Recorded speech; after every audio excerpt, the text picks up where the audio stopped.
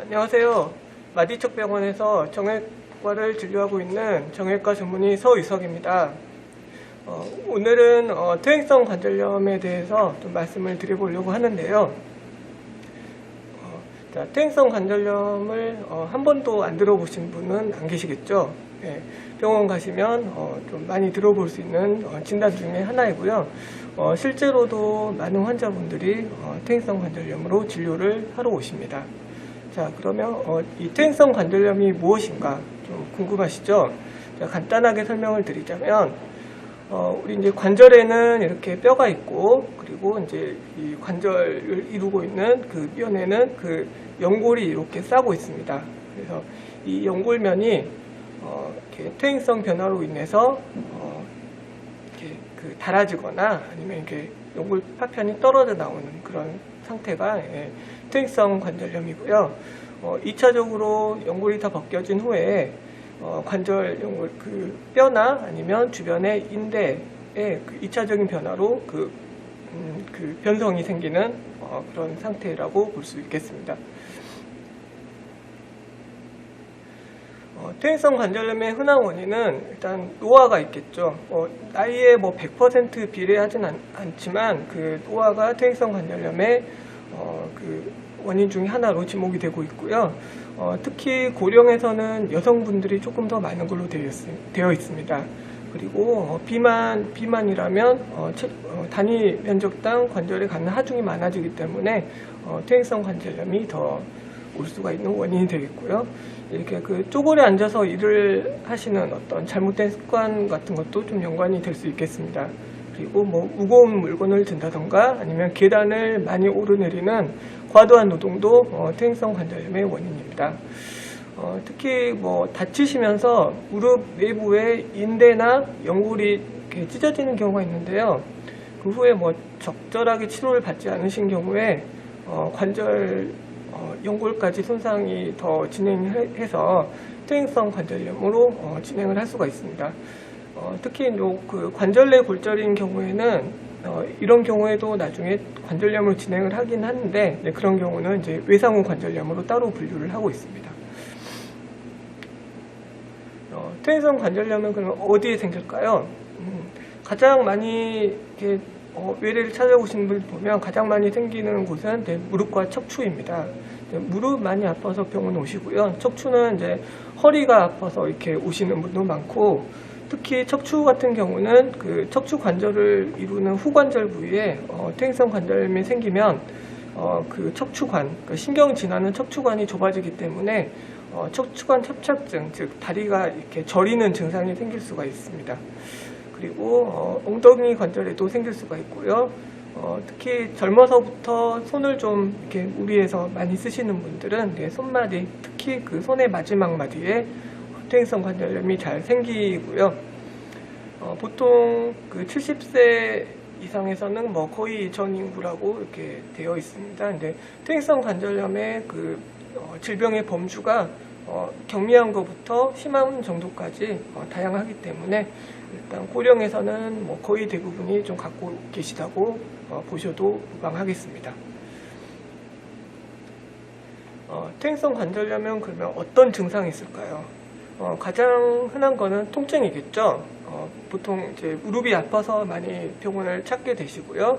그다음에 관절이 좀 뻣뻣한 증상, 그리고 무릎을 움직일 때 좀 약간 뻐그럭뻐그럭하는 어떤 그런 연발음이 느껴진다, 이렇게 많은 표현을 하시고요. 그리고 진행된 퇴행성 관절염에는 무릎이 좀 이렇게 옷자다리처럼 휘는 관절 변형까지 보이게 되고, 특히 아주 심한 퇴행성 관절염, 아주 그 증상이 심한 경우에는 관절에 물이 차서 오시는 경우도 꽤 많이 있습니다. 그 흔하게 좀 비교될 수 있는 게 류마티스 관절염인데요. 일단 그 관절이 그 궁극적으로는 파괴가 된다는 면에서는 결과는 비슷합니다. 하지만 발생 기전이 틀립니다. 퇴행성 관절염은 관절의 노화에 의해서 생기고요. 류마티스 관절염은 자가 면역 질환이죠. 그 우리 몸에 있는 면역 세포가 우리 몸의 정상 조직을 적으로 생각하고 공격을 해서 생기는 질병이라고 보시면 되겠습니다. 퇴행성 관절염은 주로 40, 50대 이후에 나이가 더 드실수록 생기는 거고요. 류마티스 관절염은 보통 좀 젊은 연령대에서도 발병을 많이 하는 편입니다. 퇴행성 관절염은 아까도 말씀드렸지만 체중 부하되는 어떤 관절, 무릎이나 허리, 고관절에 좀 흔하게 발생을 하고요. 류마티스 관절염은 이론적으로는 모든 관절에 발생을 할 수가 있습니다. 근데 이제 손가락 관절 같은 경우에는 예민하기 때문에 특히 증상이 조금 더 일찍 발현을 하고요. 통증 기간은 퇴행성 관절염의 경우에는 활동을 한 후에 밤에 이제 주무실 때 좀 통증이 있다고 표현을 하시죠. 류마티스 관절염은 전형적인 증상이 조조광직이라고 하는데요. 아침에 막 일어났을 때 관절이 뻣뻣하다는 증상이 호소를 하십니다. 특히 1시간 이상 그 조조광직, 아침에 강직이 있다 그러면 류마티스 관절염을 좀 강하게 의심을 좀 해봐야 되겠습니다. 퇴행성 관절염은 엑스레이나 MRI로 연골 상태를 좀 확인을 해볼 수가 있겠고요. 류마티스 관절염은 저희가 이제 혈액 검사로 류마티스 인자라는 면역 글로불린을 검출을 합니다. 그래서 류마티스 인자가 혈액 검사에서 양성이다 이렇게 확인이 되면 물론 그걸로 확진은 아니고요. 스크리닝 테스트라고 선별 검사가 되겠습니다. 그래서 류마티스 인자가 양성일 경우에는 한 85% 정도에서 류마티스 관절염일 가능성이 있습니다. 그래서 이제 정확한 이제 진단이 필요하겠고요. 합병증은 퇴행성 관절염은 관절에 국한된 어떤 병이고 그 관절 밖에는 어떤 합병증이 따로 없는 것으로 되어 있습니다. 류마티스 관절염은 전신 면역성 질환이기 때문에 골다공증이나 동맥경화, 점막, 피부에도 어떤 병변이 생길 수가 있고요. 진행 속도는 퇴행성 관절염은 꾸준하게 서서히 나이가 드시면서 이렇게 진행이 되는 거고, 류마티스 관절염은 질병에 따라서 아주 급하게 심하게 오는 경우도 있고 또 어떤 분들은 아주 경미하게 서서히 진행되는 경우도 있겠습니다. 여기 이제 그 다리 해부학적 구조인데요. 여기 뼈가 있고 이렇게 옅은 하늘색으로 보이는 부분이 관절연골입니다. 관절연골 이렇게 있고, 퇴행성 관절염은 이 관절연골이 닳아서 얇아지거나 떨어져 나가는 어떤 상태고요. 그 다음에 류마티스 관절염은 1차적으로는 이 관절을 싸고 있는 이렇게 얇게 빨갛게 보이는 게 관절막, 활액막이라고 하는데요. 이 활액막에서 세포 독성이 있는 물질들이 분비가 돼서 결국 그 관절 내부의 연골들을 파괴를 시켜서 관절염이 진행이 되는 어떤 병이라고 생각하시면 되겠습니다. 자, 관절염, 뇌가 관절염인가? 그래서 자가진단법을 한번 소개를 해드리겠습니다. 자, 일단 관절이 붓고 물이 찬다. 그 관절염일 수도 있겠죠. 그리고 무릎에서 삐걱삐걱 드르륵드르륵 소리가 난다. 그리고 무릎을 굽혔다 펴는 것이 조금 뻣뻣하면서 잘 안 된다. 또 계단을 오르내리기가 힘들다. 걸을 때 당연히 통증이 있다. 그리고 이제 통증이 있으면 좀 안 걸어 다니시게 되니까 허벅지 근육이 좀 가늘고 약해지겠죠. 그리고 관절 부위가 뼈가 좀 돌출되면서 튀어나오고 만졌을 때 통증이 있다. 그리고 걷다가 갑자기 통증 때문에 무릎이 힘이 빠지면서 꺾이면서 주저앉으려는 증상, 기빙웨이라고 하는데 그런 증상이 있을 수가 있습니다. 그리고 이제 진행된 퇴행성 관절염에는 아까도 설명드렸듯이 대부분이 O자 변형이 생기는데요. 다리가 활처럼 이렇게 휘고 그 다음에 무릎이 다 펴지지가 않습니다. 그래서 이제 엉기적 걷는 어떤 모습도 좀 관찰이 되고요. 그리고 좀 오래 앉았다가 움직일 때 관절이 좀 뻣뻣한 증상, 이런 증상들이 있으면 관절염이 아닐까 이렇게 의심을 좀 해보셔야 되고요. 이렇게 이제 체크리스트를 좀 체크를 해서 관절염이 좀 의심이 된다 이렇게 느끼셨다면 병원에 가셔서 정형외과 전문의의 진료와 검사가 필요합니다. 그래서 특히 관절이 좀 붓고 물이 차는 증세가 시작이 되면 지체 없이 병원에 내원하셔서 진료를 받아봐야 됩니다. 혹시 이제 뭐 무릎에 좀 그 주사를 맞은 후에 좀 붓고 많이 아프거나 뭐 침을 맞고 좀 많이 아프신 경우에는 간혹 그 세균성 감염에 의한 세균성 활막염이 좀 생기는 경우도 있기 때문에 지체 없이 내원하셔서 진료를 받아보셔야 될 것 같습니다. 저희가 이제 관절염은 보통 그 엑스레이로 병기를 나누는데요. 진료를 하시다 보면 환자분은 관절염 몇 기입니다. 이렇게 좀 설명을 들으신 적이 있으실 거예요. 저희가 퇴행성 관절염은 1, 2, 3, 4 이렇게 4단계로 단계를 나누고 있습니다. 그래서 그 단계는 엑스레이로 분류를 하게 되고요. 이렇게 단계를 나누는 이유는 각 단계마다 치료가 좀 달라집니다. 첫 번째 1기에서는 엑스레이는 정상입니다.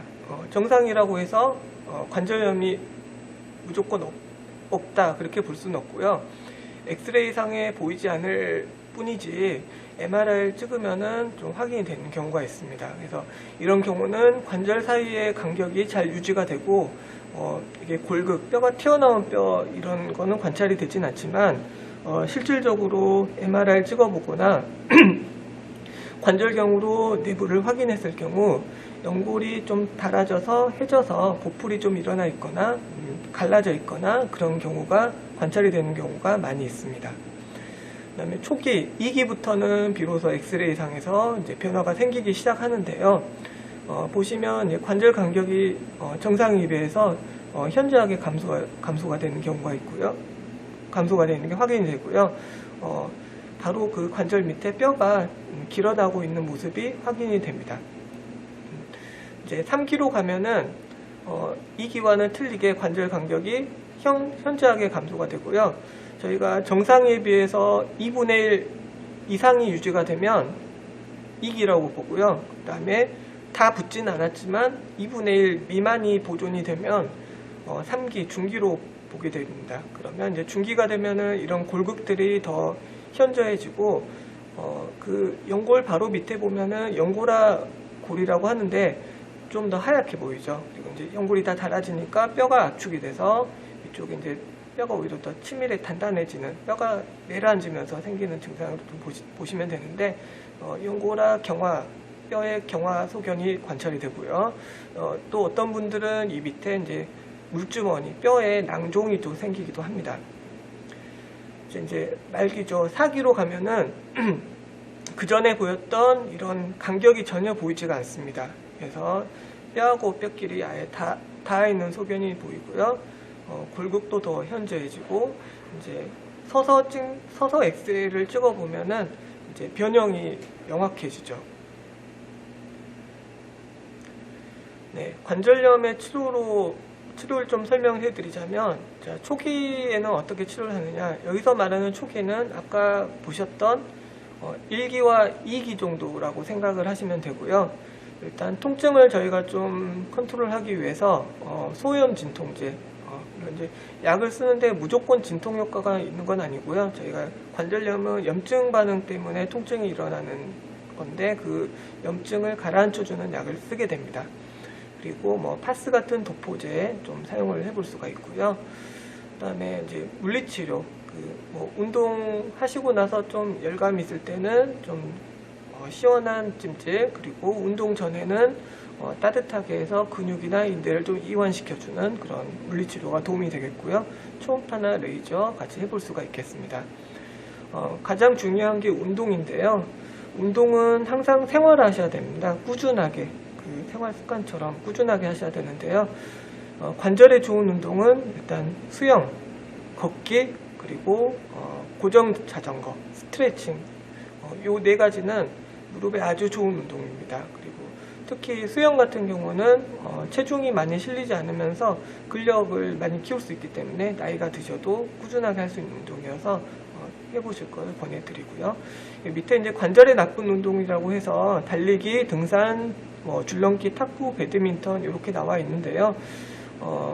무릎 상태가 좋지 않으신 분들한테는 좋지 않은 운동이고요. 네, 근력이 충분하고 관절 연골 상태가 나쁘지 않으시면 선택적으로 하시는 게 좋습니다. 네,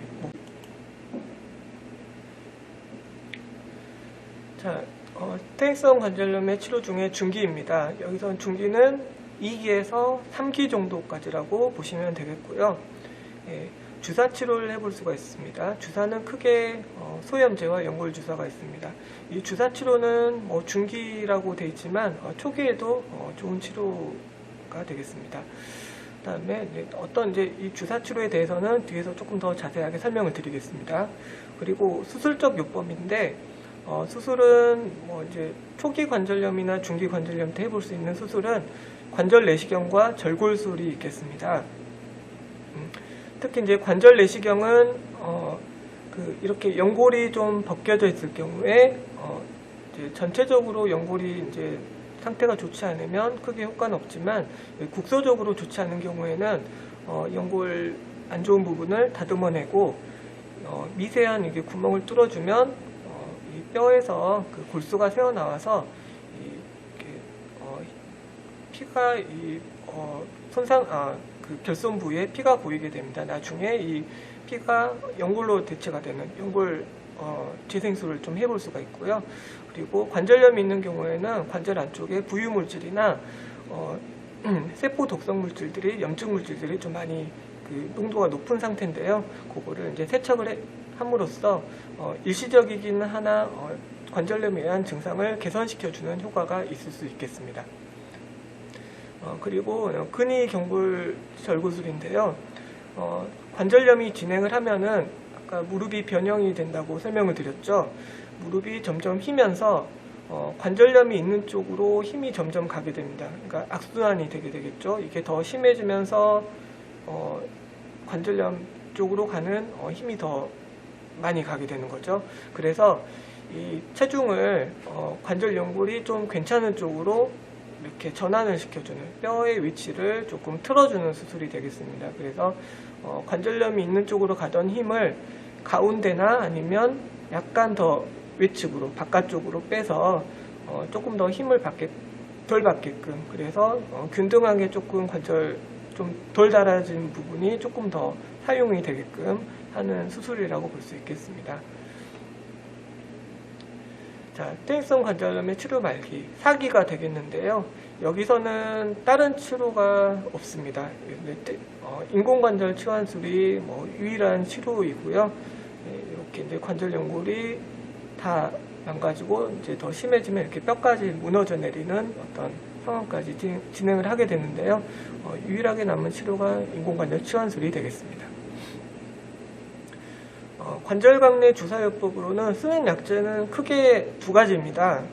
스테로이드, 그 다음에 히알루론산. 스테로이드가 이제 환자분들이 흔히 뼈주사라고 말씀을 하시고요. 히알루론산이 연골주사입니다. 그래서 스테로이드는 강력한 진통 소염 효과가 있고요.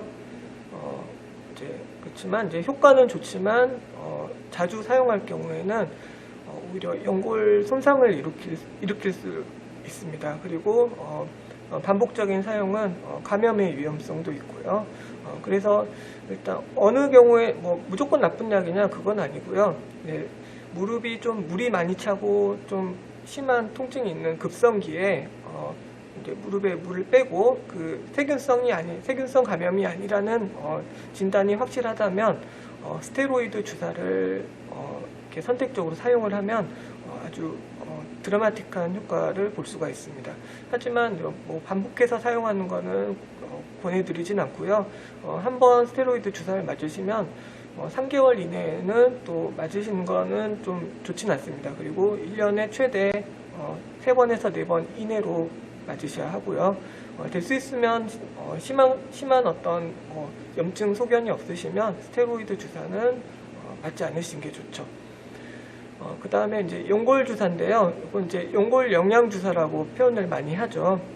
쉽게 말하면 점성을 보충해주는 역할입니다. 이제 관절염이 진행을 하면은 무릎에 이제 점성이 좀 떨어져서 기계적인 좀 마찰이 생기는데요.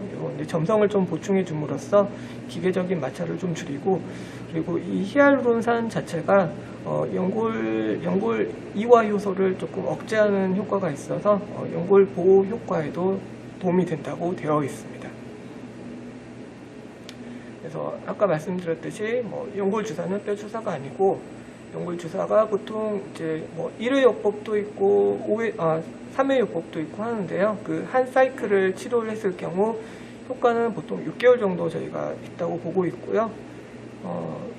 부작용은 거의 없습니다. 그래서 무릎에 지금 아까 말씀드렸듯이 활액막염, 무릎이 물이 많이 차서 좀 불편한 경우, 물이 많이 차서 오시는 경우는 일단 그때는 좀 피해야 되고요. 네, 그렇지 않은 경우에는 연골 주사는 안전하고 부작용이 크게 없는 주사라고 보시면 되겠습니다. 아까 말씀드렸듯이 3번 맞기도 하고 5회 요법도 있기도 하고요. 요즘에 이제 한 번 맞는 주사가 나와서 환자분들이 만족을 많이 하고 있습니다. 그래서 효과는 염증을 소염 효과가 좀 있고요. 그 다음에 관절막에 층을 형성을 해서 관절 연골을 좀 보호를 하고 윤활 역할을 좀 하게 되고요. 그 다음에 정상에 가까운 환경으로 좀 복원을 시켜서 일정 기간 동안 무릎의 어떤 통증을 완화시키는 효과가 있겠고요. 한 번 맞는 연골 주사가 있는데요. 아까 말씀드렸던 히알루론산을 좀 압축을 해서 나오는 거고요. 3번 맞을 거를 이제 한 번으로 투여할 수 있게 나오는 겁니다. 그래서 한 번 투여로도 관절에 편안함을 주고 기능을 개선시키고 효과는 6개월간 이렇게 가는 주사가 있습니다. 그래서 집이 멀어서 병원에 좀 자주 오시기 힘드시거나 주사 맞는 거만 좀 싫어하시는 분들이 있으시거든요. 그런 분들한테는 많이 도움이 되겠죠. 자, 관절염 예방을 위해서 우리가 환자분들이 할 수 있는 일은 어떤 일이 있을까요? 첫 번째, 무릎을 구부리는 자세를 피하기. 여기서 이제 무릎을 구부리는 자세라는 거는 앉아서 누워서 구부리는 거는 괜찮습니다. 그 관절 운동이기 때문에 그런 거 많이 하셔도 되는데, 쪼그려 앉아서 일하시는 거, 반일 하신다고 이게 쪼그려 앉아서 일하시는 거 있잖아요. 그거는 이제 무릎에 좀 무리가 많이 가기 때문에 관절염이 좋진 않고요. 그 다음에 계단을 이제 오르는 것보다 내려오실 때 좀 관절에 무리가 많이 갑니다. 그래서 계단을 올라서 가시더라도 내려올 때는 가급적으로 엘리베이터를 좀 사용하시는 걸 권해드립니다. 그리고 무릎이 좀 붓거나 아프실 때는 얼음 찜질을 해주시고, 평상시에는 따뜻한 찜질을 하셔서 관절 주변의 근육이나 인대를 좀 이완을 시켜서 부드럽게 운동을 하실 수 있게끔 이렇게 좀 해주시는 게 좋습니다. 네. 근력 강화 운동은 조금 이따 뒤에서 설명을 드리겠습니다. 그리고 신발은 편한 운동화 신으시는 게 좋겠죠. 그리고 체중을 줄여서 관절의 부담을 줄이는 것도 매우 중요합니다. 그래서 이제 퇴행성 관절염은 일단 체중 조절 하시려면 이제 식이 조절도 하셔야겠지만 땀나는 운동을 규칙적으로 좀 하셔야 됩니다. 그 땀나는 운동은 아까 설명드렸듯이 수영이나 실내 자전거가 좋은 운동이고요. 그 다음에 스트레칭 같은 규칙적인 운동, 그 다음에 허벅지 주변의 근육을 강화시키는 근력 강화 운동을 하시면 좋습니다.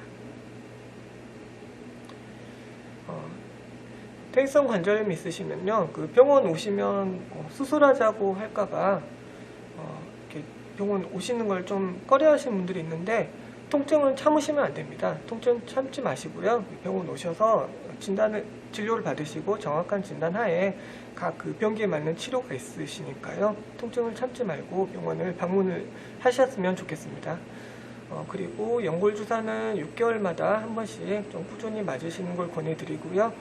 온찜 비리나 온욕을 생활하시고, 그다음에 다리 들기, 수영, 고정 자전거로 꾸준한 운동을 좀 하시고요.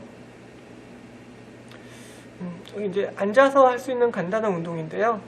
의자에 편히 앉으시고요. 그다음에 발목을 몸쪽으로 최대한 젖힙니다. 그리고 다리를 90도로 이렇게 쭉 세워가지고 10가지 센 다음에 내려놓고 또 좀 쉬었다가 똑같이 올려서 10가지 세고 내려놓고, 물론 이제 근력이 좋으신 분들은 좀 간단하고 좀 시시한 운동일 수도 있는데요. 일단 이거부터 좀 해보시고, 이것도 좀 힘드신 분들이 분명히 있으실 거예요. 근력이 약화되신 분들은 이것도 상당히 좀 힘들어 하실 겁니다. 그리고 뭐 좀 이게 좀 너무 시시하다 그러시면 그 발목 쪽에다 어떤 그 모래주머니 같은 걸 좀 채워가지고 하시면 조금 더 운동 효과를 보실 수가 있습니다. 네, 감사합니다. 지금까지 마이석병원에서 정형외과 진료를 담당하고 있는 서유석이었습니다.